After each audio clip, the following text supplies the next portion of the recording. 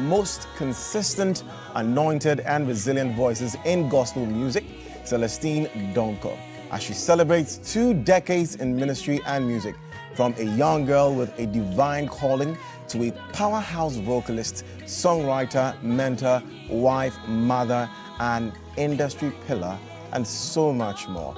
Celestine, good afternoon. Welcome to the show. Thank you so much. Thank you. So good to have you. When I was reading the intro and I saw 2 decades, I was like, it's been 20 years already. Yes, I don't believe it myself. Wow. So I'm subtracting 20 years from my age now, and I'm trying to remember when I first heard your song. I was probably a teenager. And I'm thinking, so 20 years, before we get into how you're feeling about it and all of that, let's take you back a bit, shall we? Yeah. So I'm thinking, beyond music, beyond the Celestine Donkor that we have come to know.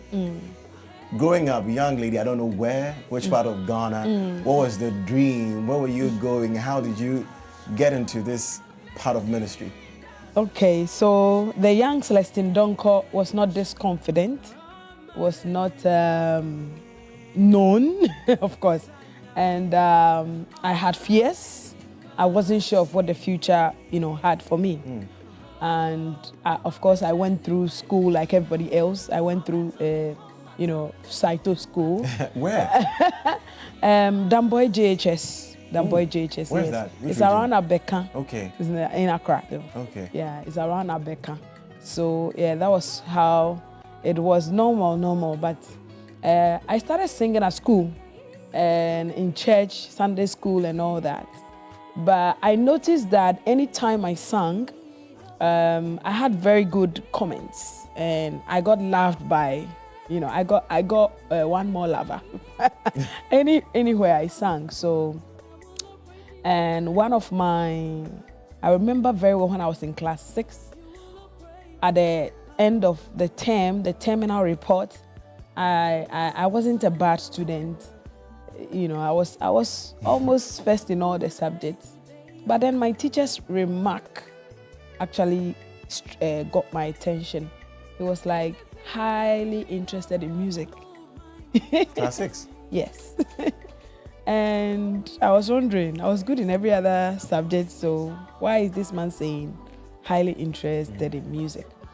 So that was like something I kept at the back of my mind. So I wouldn't say that I had a direct call from God, this is what you're supposed to do and all that, no, but the events of my life narrowed my understanding to where I am today. I saw that there were traces of what I'm supposed to do while I was growing up. And so, that was how growing up was like for me. Beautiful. Walk me through the journey. So, like you said, events of your life, maybe after school, get into maybe uni or get into a trade. When did you at what point did you realize that I have to do this? This has gone beyond highly interested in music to becoming, I have to do this. Because it's a very long story, I'm coming up with a book called 20 Lessons in My 20 Years Journey, which will be launched at the celebration. But let me summarize this by saying that music, even at that beginning stage where I was doing it in church, got me a lot of blessings. It got me scholarships. It got me blessings that I can't even talk about at a very early age. So when I remember very well when I completed SHS, I was torn between going to school and focusing on the music, but I wasn't sure I would do music full time. So I still pursued my degree anyway. And when the opportunity came along for me to record at Fredima Studios, and I've shared this story many times, the song came out, and then eventually I realized that no, one way to live a purposeful life is to impact people. People feel very impacted when they hear me sing. People share testimonies of how my first album has been a blessing, even to the extent that somebody who wanted to commit suicide got saved through that song. So that was the point for me And that made me decide, no, I have to do this. If it's imparting people and it's saving lives, this is what I need to do. So I decided to do that. And I started praying about it, going on retreats, going on waiting, praying about it, asking God for that song, that would be a blessing. Mm-hmm. So yeah. And what was that song? That became the blessing that made everybody see Celestine Donkor.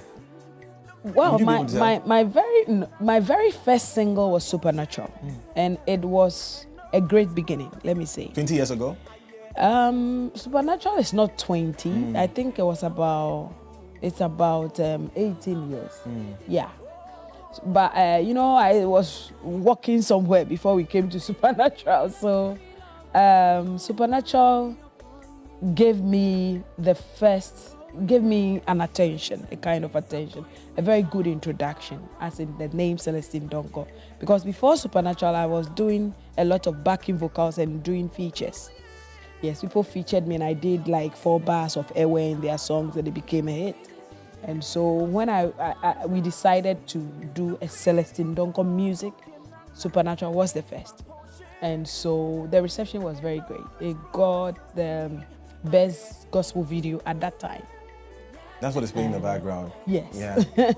Yes. And the feedback, the reason why I'm talking about it is that at that time, songs like Supernatural was not the regular gospel. Yeah, they were more of the Kumasi kind of song that talk about problems and emotions and all that. So coming up with a blessing lyric like that talks about positive stuff. You wake up every day, look for it to a miracle signs and wonders to become a day-to-day performance. It was different. So for it to be accepted and even go as far as, giving me an award, it was very, very encouraging. Yeah, so I would say I had a very great beginning. Celestine, I want to share in some of your testimonies, personally. It is often said that, especially for gospel musicians, and before you become a gospel musician, usually you're starting off in the church. So choristers. It is often said that the first people that the devil attacks in the church are usually the choristers. Is that true? Would you agree to that? The choristers, there's always something. Maybe because he was, the director of music in heaven. Maybe. Well, I think they can connect that conversation to that. But I believe that every Christian who doesn't give up is the one the devil attacks the most. Yeah. And so did you face challenges in your come up as a chorister? Is there any notable challenge you remember so well and you think that it came because perhaps you have devoted your time and yourself to ministering in God's house? Oh, well, yeah, I recall when in my days when I was a chorister, there was so much hate for me. Yeah. Among the choristers? Yeah. There was so much hate. So this is my hate thing. It's not from today. There was so much hate because I was that. Now I'm big, but that time I was young, very, very young, and very talented. Like you could tell when I sing, I don't sound like my age. Yeah. So I got a lot of love. Typical example, I found myself in a church where when you're singing and your song is given, they throw money on you. So I'm always that girl who receive a lot of money from the congregation. I got a lot of hate among the choristers. But does it come to you? I think it goes to the church, or they'll give it to you. It comes to me. Really? Yeah, it comes to me. It comes to me. It was a gift that was given to me when I was singing. So it came to me, and I got a lot of hate for that.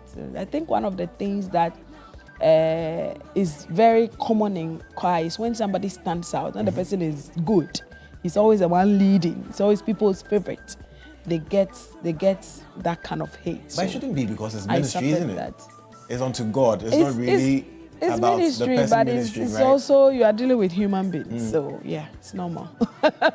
It's expected. Have you ever felt misunderstood by the general gospel fraternity? Misunderstood? No. Not like when you were young in the choir where you say like you get... At that time, I wasn't matured. Now I'm wiser, so I understand some of these things are very vital part of our lives as well. Yeah. What's the hardest season you've had in 2 decades of your journey? The beginning. The beginning, I had comments that really got an effect on me. Thank God it didn't take too long. Some of the comments I had when I was ready to, be a standalone brand, we consulted some people to advise us. And then one of the comments, feedback I got was I should lose weight because plus sizes you can't be a hit. Yeah. And that really was hard on me because I'm a plus size. I've always been big since I was born. And it crushed me for a while, for some time. I stopped thinking about writing. I stopped thinking about singing. I was so focused on losing weight and appealing to people. Until around that time, I saw Tasha Cobbs with Break Every Chain. And at that time, she was bigger than I was. I said, no, this statement is not entirely true. So I pack it aside because whatever I was doing to lose weight wasn't even working anyway. So man must leave, weight or no weight. So man must leave. Yeah. So that video from Tasha Cobbs broke that thing over my life, and I picked up from where I left. And I thank God that even the people that those comments came from, they celebrate what we are today, still with the weight. So yeah, we give God the glory. I like how you put it. Let's stay on people talking and people's comments and what people say, perceptions and all that. Do you ever feel, you've seen 20 years, you've definitely seen some evolution in the industry. Yeah. You did mention that there was the Kumasi style of music where it was about, crying and challenges and problems, and now you can see that gospel has also changed a bit. Yeah. We're seeing different kinds. There's the chants, there's the, do you ever feel pressure, or do you ever feel pressure to maybe change your sound, conform to the new age sound? I don't think it's pressure. It's just being smart. Because what we do is about people. So, and it's about, people in a society. And so what they want and what they tilt towards matter in every conversation. And so if you're a songwriter and there's a particular way things were done, you can see that things have changed. Like 20 years ago, who knew there would be a job like content creator? Yeah. And like apps, social media, commentators, and all those kind of jobs that have come today. So you need to be that flexible to be open to change. Otherwise, you'll be stuck in the old age and you carry something big, something great, but because you've not updated yourself, you feel stuck in the past, and it has affected a lot of artists. And so I would say it's important to adjust to change, and I don't see it as pressure at all. I see it as just being smart. In that adjustment you're talking about, how do you remain spiritually grounded, in this changing and very fast changing industry? Spirituality, that it doesn't spoil by how it is packaged. Okay, so what I mean by that is today we read Bibles on phones. Does it contaminate the content of the word? No. It doesn't. Yeah. So the fact that we are having new ways of packaging our songs and selling them, platforms of selling them, doesn't spoil or demean the spirituality. Not at all. It rather makes it easily accessible for many people. Yeah. So and more convenient, because you don't have to go to Kantaman to get Celestine Donkor's song. You can just on your phone download, stream it, easy. Yeah, so I think it's more convenient. What has been your biggest lesson? What would you tell, let's say 20 years ago, Celestine Donkor? Believe in yourself first. Believe in God second. That's what I would say. What? Yeah, believe in yourself first. Believe in God second. If you don't believe in yourself first, and God believes in you, it still won't work. Yes. God believes in you. All of us. God believes in us. If he doesn't, he wouldn't have sent his son to die for us. But it's all of us at the place where God wants us to be. So believe in yourself first, and believe in God. Then you are a team. There's nothing you cannot achieve. Every other voice will be silenced. Every challenge will be overcome. But if God believes in you, you believe in God, but you don't believe in yourself, it won't work. Yeah. So you matter in the conversation of your destiny. You matter. Yeah. Wow. Okay. That hits me differently. Yeah. Oof. I'm still taking that in. Yeah, you do. And this is what, these are some of the things I've captured in my book, the 20 lessons. When are we releasing it? On the celebration day, that's 6th of March. Yeah. 6th of March. Yes. Tell us about the celebration. What are the activities lined up? So this year's Celestial Praise is dedicated to celebrating my 20 years journey music. And it's going to be an awesome time of intense worship. Because what else can we do after 20 years? We can only thank God for how far He's brought us. So we are going to worship. And of course, we are going to dance and praise to some of your favorite songs from Celestine Donkor. And I'm not doing this alone. I have my friends, my colleagues, PSC Esther, Kofi Owusu Pepra, Kwekutei, Ankalato, coming to join me. And also my international friends, Evelyn Wanjiru, Tembalam. Evelyn Wanjiru is from Kenya. Tembalam is from Zimbabwe. And Zaza Moteki from South Africa. They are all coming to celebrate these 20 years with me at Celestial Praise. And the exciting part is that because of your love and your support for me all these years, this year's Celestial Praise is like my gift to you. It's free for everyone. Yes, but when you are coming, come with an offering, come with a celebration gift for me, and come with some things that would allow you to pick a copy of my latest number 9 album. My 9th album, which will be outdoors on that day. And then the book I'm talking about, 20 Lessons in the 20 Years Journey, will also be shared. So yes, 6th of March, Celestial Praise. We're celebrating 20 years in music. Congratulations. Thank you. Celestine, 20 years, 2 decades. Amazing, amazing. And we'll be there on the 6th of March. 6th of March. The time is 3:55. 3:55? Yes. Okay. All right. Woo! So there you have it. Just be there to celebrate with Celestine Donkor. 2 decades in the industry. It's Celestial Praise. 12 years of Celestial Praise as well.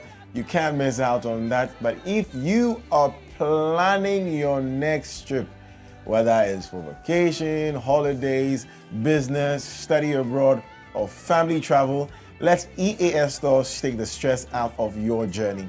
They offer professional flight bookings, travel consultations, visa assistance, and personalized travel support to ensure everything is handled smoothly from start to finish. Travel with confidence, clarity, and peace of mind by choosing EAS Stores. Call them or WhatsApp them on 0243 535 778 today to speak to a travel expert, get expert guidance, and start planning your next trip the EAS way. With EAS Stores, you can travel now and pay later in 12 months. No initial deposit, no interest. EAS Stores to the whole we are seeing. All right. We have some messages coming in for you, Celestine, before you go. Hello, good afternoon, Godwin. I'm Charles. Her songs are so inspiring and one of the few decent ladies doing gospel without ikutia. Mommy, your songs have really done so much for me. This full of ikutia. I know, right? Mommy, your songs have really done so much for me personally. I will share them when I meet you in the future. The future, Eda, come to Celestial Praise. On all right, and come and tell her there on the 6th of March. Hi, Anita. This is Saudi and Beatrice Badin from Bogosu Health Directorate. Both of you guys are our favorite presenters. Thank you very much. We love everything about you guys. Trust me, we love watching all your shows. May Allah continue to bless you. Tell our favorite Auntie Celestine we love her, especially her sweet voice, so she should keep it up and continue doing more, and we can't wait for new songs. Thank you, Beatrice Badin. We certainly love the encouragement. Please kindly tell her I love her more and more. my special song of hers is Supernatural. That song was massive. That's my all-time favorite, and I don't joke with that song. Please, she should sing it for me. God bless you all. How about we play it for you? We'll play it for you right now. This is my year. There you go. That's it. It's certainly going to be our year. We're taking a quick break. We'll be right back.